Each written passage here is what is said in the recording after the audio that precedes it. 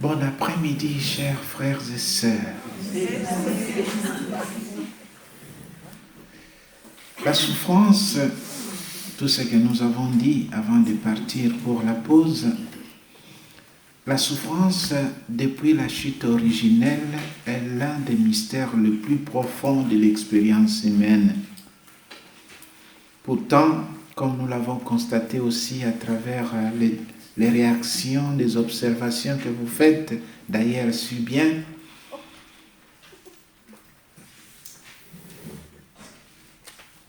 dans la lumière de la foi chrétienne, la souffrance prend une valeur rédemptrice, surtout lorsqu'elle est vécue dans la divine volonté. La souffrance offerte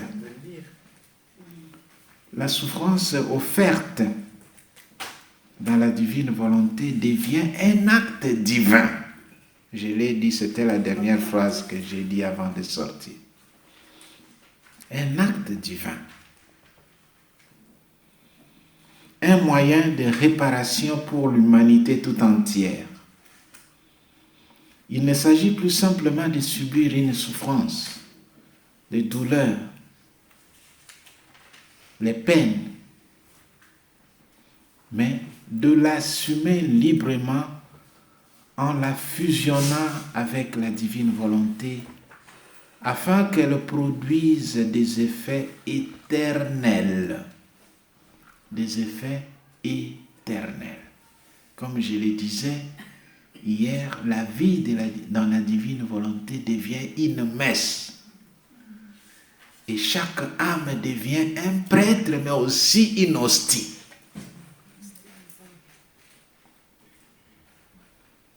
Éternel parce que ça n'a pas eu de début et ça n'aura pas de fin.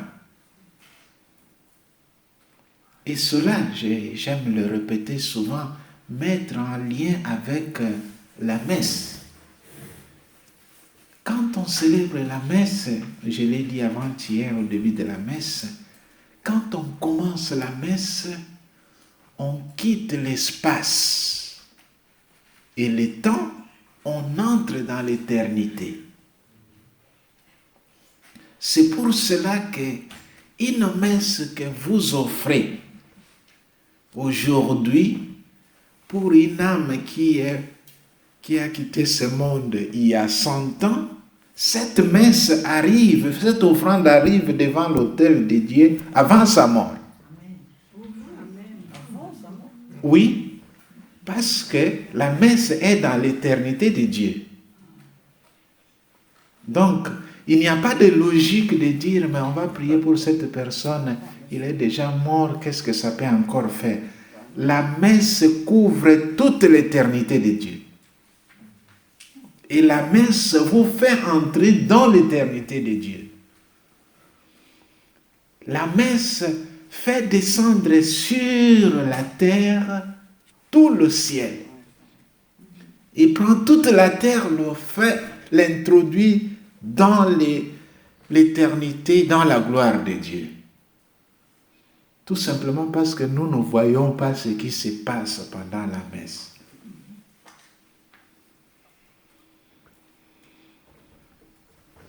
La souffrance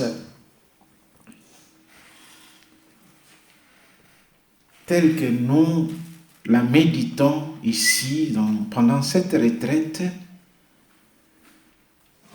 est cette souffrance colorée de Christologie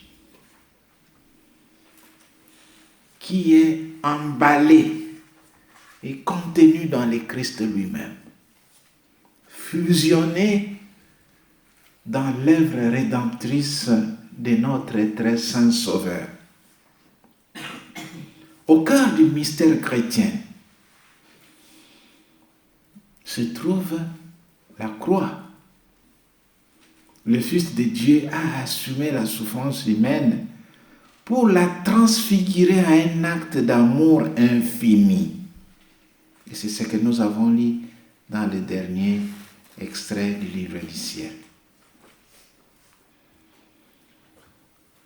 Nous connaissons cet extrait du livre d'Isaïe, le serviteur souffrant, qui est présenté comme celui qui porte nos douleurs et par qui nous sommes guéris. Cette prophétie trouve son accomplissement parfait en Jésus-Christ, qui sur la croix a offert sa souffrance comme un sacrifice expiatoire pour le péché du monde.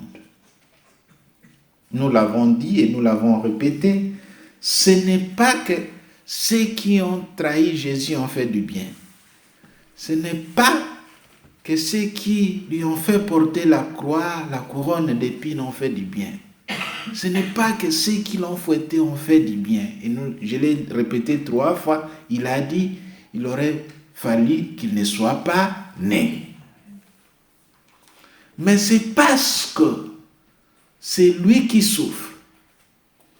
Et il a ouvert le chemin à nous tous, il a ouvert son cœur, que nous aussi, nous pouvons introduire dans son cœur et dans sa vie toutes nos petites souffrances pour les rendre rédemptrices, réparatrices, salvifiques. C'est ça l'essence. Saint Paul affirme, nous l'avons aussi répété plusieurs fois, je complète dans ma chair ce qui manque aux souffrances du Christ. Je ne vous le dirai jamais assez. La souffrance en soi n'est rien. Mais elle trouve sens lorsque elle est immergée et baignée de la vie même du Christ. On raconte, je ne sais pas qui avait raconté cette histoire, une anecdote, que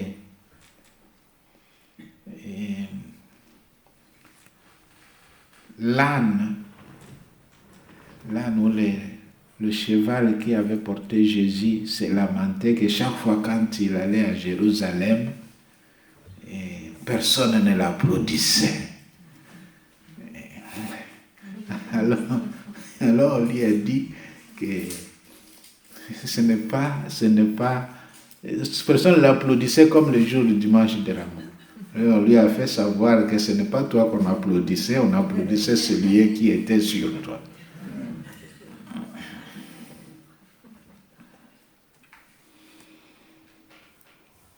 C'est bien. La vie dans la divine volonté, c'est un mode nouveau de vivre la souffrance. Mais aussi, il faut le savoir, la divine volonté ne signifie pas la souffrance. Et dans la divine volonté, il n'y a pas que la souffrance. Ça va? Quand nous retournons et nous relisons les textes de la résurrection de Lazare, après tout ce qui s'est passé, Jésus est parti se cacher à Éphraïm. Mais qu'est-ce qu'on voit? Quand Jésus retourne, il vient d'Éphraïm pour aller à Jérusalem en passant par Béthanie. Il est guéri. Quand vous lisez cet évangile, vous allez voir qu'il rencontre un aveugle, il va le guérir, il fait ceci, il fait ceci, il fait de bonnes choses. La souffrance ne nous empêche pas de faire le bien. Même le mal que nous recevons de nos ennemis ne nous exonère pas de notre obligation de faire le bien. Mais aussi, notre vie de la secouer la Christ n'est pas seulement la passion et la souffrance. Parce qu'on voit Jésus dans son chemin de la passion, il arrive à Béthanie, toute la cité se mobilise, on lui offre un grand festin. Donc, dans notre vie chrétienne, On ne doit pas voir seulement l'aspect de la souffrance de cette maladie qui ne finit pas, telle chose qui ne s'arrange pas. Il y a aussi des moments précieux, des gloires, des lumières, des réconforts. Nous ne devons pas les oublier. Ces moments où les gens viennent verser du parfum. Qui peut dire que dans sa vie, les gens lui font seulement du mal? Personne.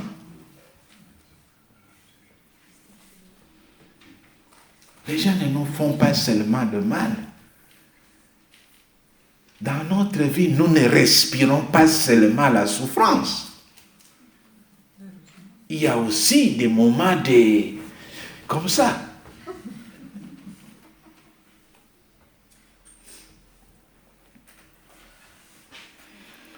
Quand Saint Paul dit que je complète en moi ce qui manque aux souffrances du Christ pour son Église, cette déclaration n'implique pas une insuffisance du sacrifice du Christ.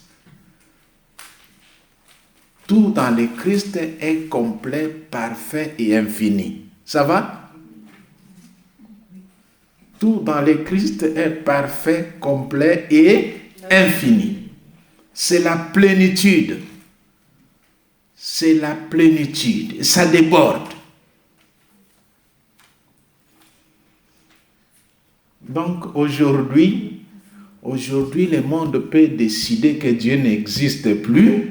Dieu continuera à être Dieu.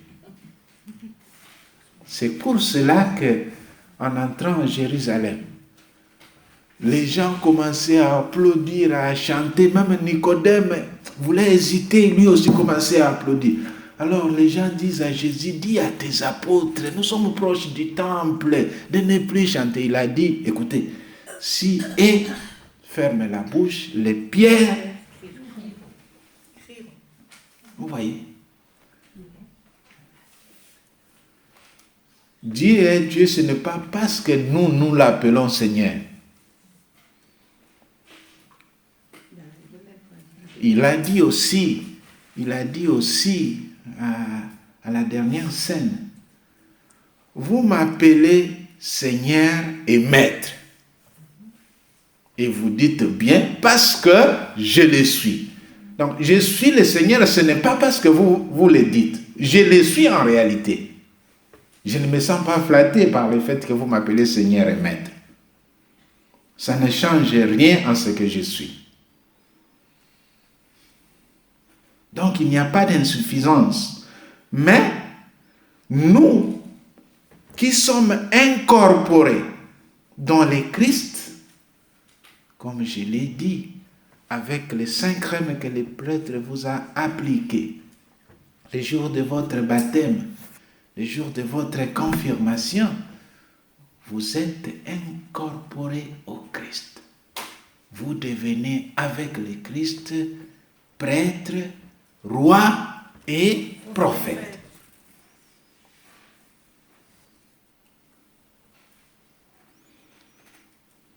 Donc là, je disais, la divine volonté est un mode nouveau de vivre la souffrance. Nous comprenons les choses avec un regard divin. Nous pouvons concevoir tout ce qui nous arrive avec le regard de Jésus.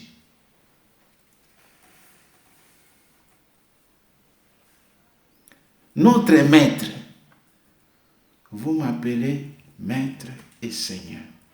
Que signifie Maître? C'est celui qui nous enseigne.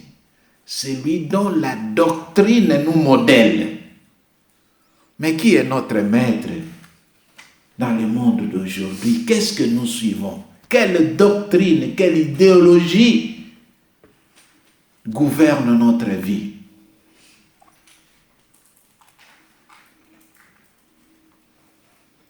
Nous avons eu l'occasion de faire une parenthèse sur la théologie du corps.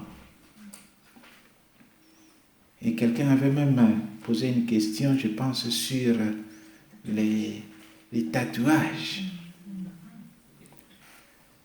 Dieu a créé. Et Dieu, c'est un créateur impressionnant. Un architecte qui fait quelque chose et après l'avoir fait, après le travail, il fait la correction, il le vérifie. La Bible témoigne. Et Dieu vit que c'était bon. Alors, prétendre modifier son corps, comme si on voulait faire une correction au Créateur. Que celui qui était homme devienne femme. Que celui qui était femme devienne homme. Quelle aberration! Quelle aberration!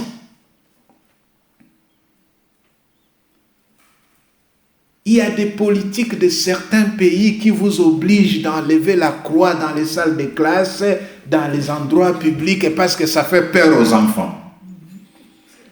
Mais dans l'entretemps, quelqu'un se dessine avec un gros serpent ici à la poitrine ou à la main, ça ne fait pas peur aux enfants.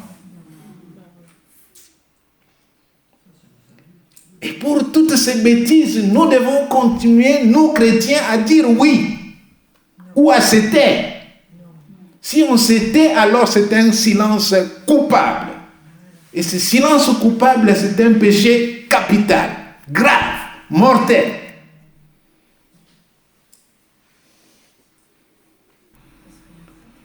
Dans la divine volonté,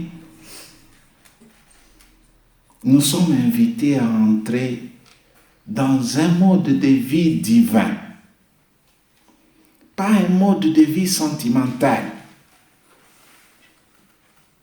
qui suit les ondes du vent et des vagues de la mer. Dans la divine volonté, nous sommes divinisés. Nous devenons éternels. Nous revenons à l'image originelle ou originale de la création. Et chacun prend sa place. Il comprend pourquoi il a été créé. Même la créature. Et nous comprenons dans la divine volonté qu'offrir notre souffrance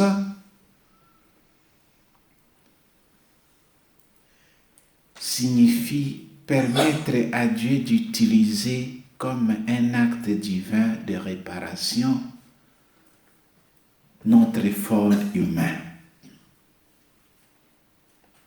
C'est lui qui agit à travers la créature, unissant sa douleur à celle de Jésus et la plongeant dans le temps pour les besoins de l'Église, la sanctification du monde, le salut des âmes et à la fin donner gloire, honneur, réparation, adoration, louange à Dieu. Cette gloire qu'il doit recevoir de toute la création. Au Seigneur le monde et sa richesse, la terre et tous ses habitants. L'acte de réparation est une réalité bien connue dans la tradition catholique. Il s'agit d'offrir à Dieu un acte d'amour pour réparer les offenses commises contre lui, contre l'humanité, contre la création, contre l'Église. Et dans la divine volonté, cette réparation prend une dimension infinie, une dimension mystique. Car ce n'est plus l'homme qui répare à la mesure humaine, mais Dieu qui agit en vous. Comment?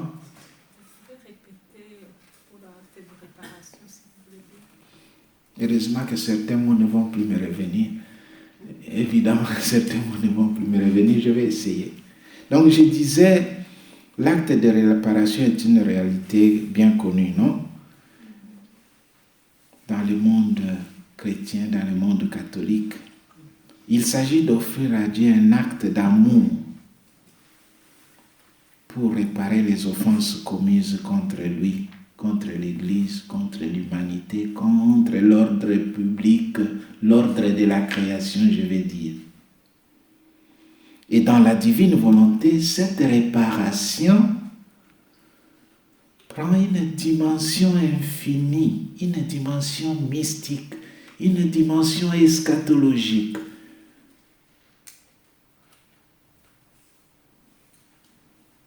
Car ce n'est plus l'homme qui répare et qui agit à la mesure humaine, mais c'est plutôt Dieu lui-même qui agit en nous pour se réparer soi-même. Donc la souffrance vécue dans la divine volonté devient alors une offrande, une oblation, une hostie. Ça va? Et vous devenez prêtre. Et votre vie devient une messe. C'est beau, hein? Alors il faut acheter des soutanes, hein? Et que répondre alors quand on nous dit, quand on entend que, voilà, vous entendez aujourd'hui parler de souffrance par une personne, voilà,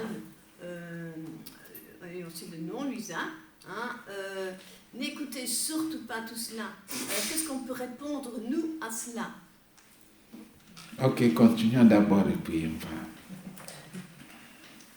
En effet, dans cette offrande, l'âme ne souffre plus seulement pour elle-même, mais pour l'Église, pour les pécheurs et ainsi de suite. Quand vous transformez votre souffrance, votre douleur en offrande réparatrice,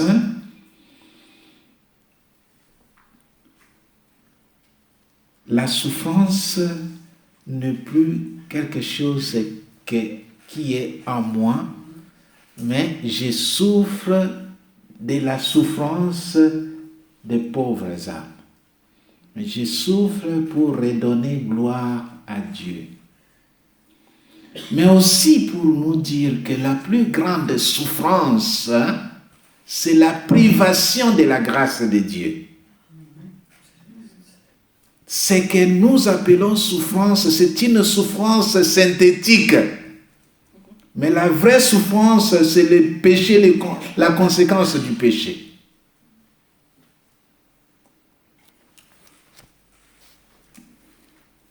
Ça va?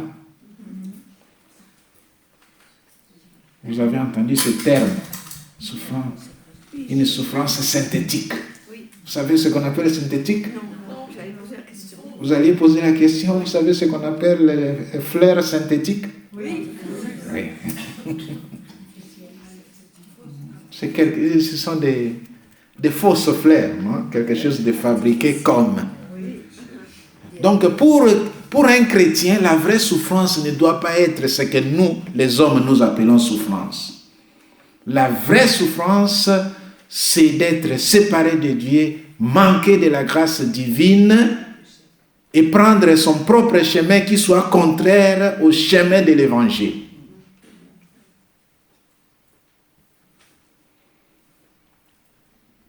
Et quand on comprend les choses dans ce sens-là, ma souffrance devient une offrande, une oblation, une hostie, une messe. Et moi, je deviens le prêtre, l'autel et le sacrifice. Comme le Christ, non? Est-ce qu'on peut dire que c'est le mariage mystique? Qu'est-ce que ça veut dire? Que pensez-vous? À la consécration. Tout ce que nous célébrons, c'est quoi? C'est l'épousaille entre l'âme et Dieu. Le mariage mystique, c'est justement ça.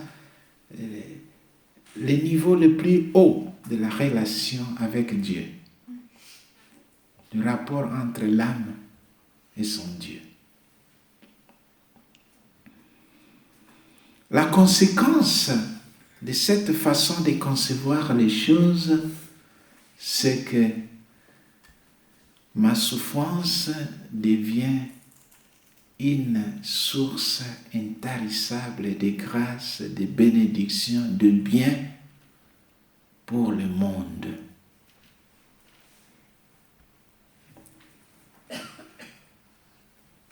Notre souffrance devient génératrice d'énergie spirituelle.